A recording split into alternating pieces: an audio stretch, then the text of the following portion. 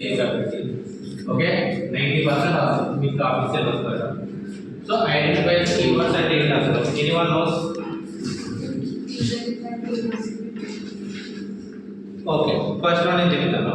ఆ కీవర్డ్స్ అంటే Python programming language కాబట్టి కొన్ని వర్డ్స్ ని రిజర్వ్ చేస్తుంది. వాటిని ప్రీ డిఫైన్డ్ వర్డ్స్ అంటారు.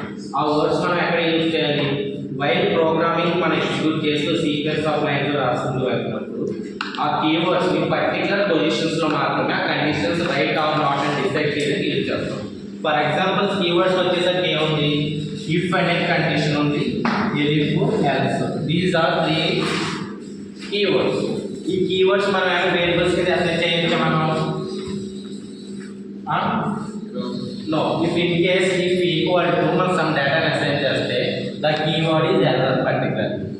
సో మనం దీన్ని ఎక్కడ యూజ్ చేయాలి? వైల్ కండిషనల్ స్టేట్మెంట్స్ యూజ్ చేసినప్పుడు అందులో మాత్రమే కోడ్ ఎగ్జిక్యూట్ అవ్వాలన్నా అవ్వకూడదన్నా డిసైడ్ చేస్తాయి.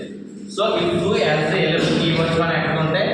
కండిషనల్ స్టేట్మెంట్స్ యూజ్ చేసినప్పుడు మాత్రమే యూజ్ చేయాలి ఈ కీవర్డ్స్. అలాగే పర్టికులర్ కీవర్డ్స్ అన్ని కూడా ఒక్కొక్క పర్పస్లో యూజ్ చేయాలి. అండ్ ఆర్ నాట్ ఆపరేటర్స్ ఉన్నాయి కదా. ఇప్పుడు ఏం చేసాం? ఇఫ్ అనే కీవర్డ్లో కండిషన్ రాస్తాం. ఆ కండిషన్ ఏంటి? రిలేషనల్ ఆపరేటర్స్ కండిషన్స్ రెండు రాస్తాం.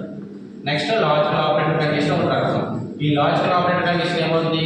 టూ కండిషన్స్ వాల్యూ చేస్తూ టూ కండిషన్స్ ట్రూ అయితే result will be true. So ఆ టైంలో పర్టికులర్ పొజిషన్స్లో మనం ఏంటి అండ్ అనే కీవర్డ్ యూజ్ చేస్తాం. సో ఇలా కీవర్డ్స్ అనేది ప్రోగ్రామ్ డెవలప్మెంట్ పరంగా మాత్రమే యూజ్ చేయాలి. అంతేకాని వాటిని వేరియబుల్స్లో కానీ క్లాస్ నేమ్స్లో కానీ ఫంక్షన్ నేమ్స్లో కానీ అసైన్ అనేది చేయకూడదు. వేరే ఎక్కడ అనేది యూజ్ చేయకూడదు. Particular use for the sequence of code డెవలప్మెంట్లో మాత్రమే యూజ్ చేయాలి. అది ఐడెంటిఫైర్స్ అంటే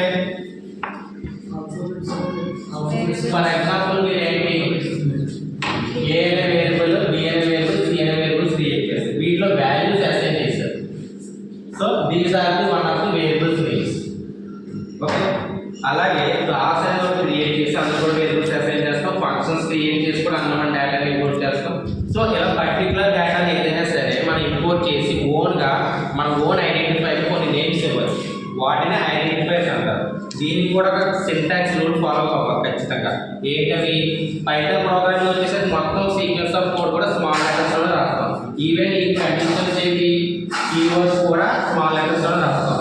బట్ వచ్చేసరికి ఏంటంటే ఐడెంటిఫైర్స్లో మీరు ఏంటంటే క్యాపిటల్స్ యూజ్ చేయొచ్చు, స్మాల్స్ యూజ్ చేయొచ్చు. క్యాపిటల్ లెటర్స్ ఎక్కడ యూజ్ చేస్తారు? Identifiers, variables names, class names, function names మీరు ఎప్పుడైతే డిఫైన్ చేస్తారో ఆ టైంలో మీరు క్యాపిటల్ లెటర్స్ ఇవ్వచ్చు.